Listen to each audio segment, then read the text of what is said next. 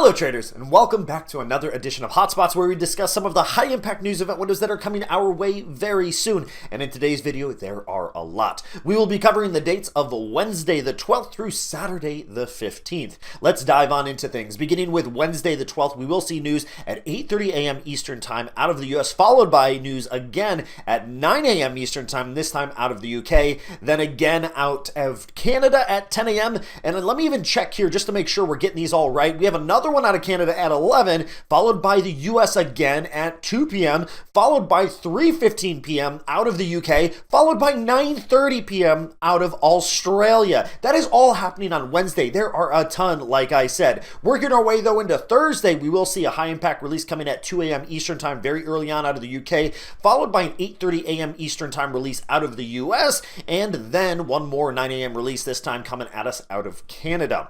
As we work our way into Friday the 14th, we will see news at 8:30 a.m. Eastern Time out of the US, and again at 10 a.m. Eastern Time out of the US. And finally, we reach Saturday, where I don't have to remember a single thing because there's nothing going on. Enjoy your weekend. I will see you all very soon.